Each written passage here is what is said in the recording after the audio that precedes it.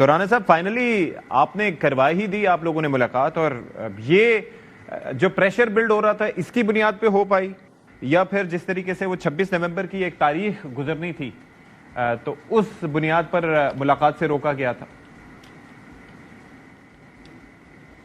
بسم اللہ الرحمن الرحیم. دیکھیں ملاقاتیں تو ریکارڈ ہوئی ہیں خان صاحب کی اور ہوتی رہی ہیں، لیکن ایشو یہ آ جاتا ہے جب ان کی جو ہے وہ ملاقاتوں کے نتیجے میں ٹویٹس آتی ہیں جو کہ نہ صرف اینٹی انسٹیٹیوشنز ہوتی ہے بلکہ اینٹی اسٹیٹ ٹویٹس بھی کی جاتی ہیں، اور ان کی ملاقاتوں کے ذریعے پھر جب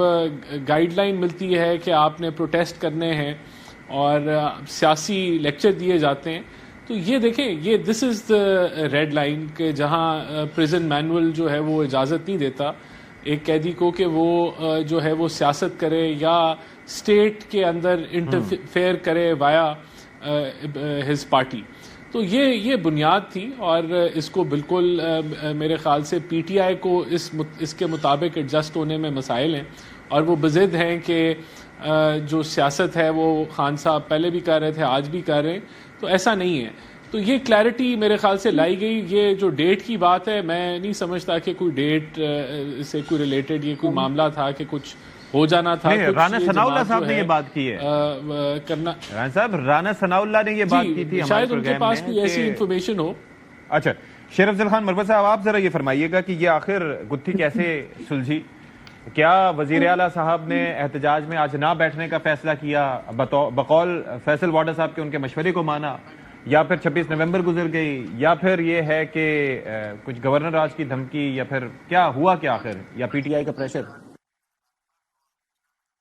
دیکھیے ملاقات جو نومبر میں نہیں ہونی تھی، یہ میں نے پہلے بھی کہا، شاید آپ کے پروگرام میں کہا تھا.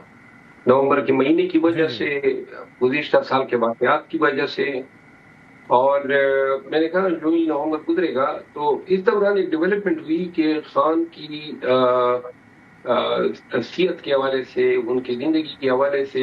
انڈیا اور افغانستان میڈیا نے پروپیگنڈا کیا. تو اس سے بہت ہی بے چینی سی پیگی اوورسیز میں بھی اور پاکستان میں بھی، اور اس نے پھر دھرنے میں بھی جو ہے تھوڑی آواز پیدا کر دی. تو لہذا یہ مطالبہ زور پکڑتا جا رہا تھا کہ خان کی حفاظت کے حوالے سے اور ان کے خیر اسلوبی کے ساتھ اور اس کی زندگی کے حوالے سے جو ہے یقین دلانے کے لیے پھر انہوں نے کہا جی کہ کوئی ایک شخص جا کے دیکھ لے گا تاکہ یہ تسلی ہو جائے.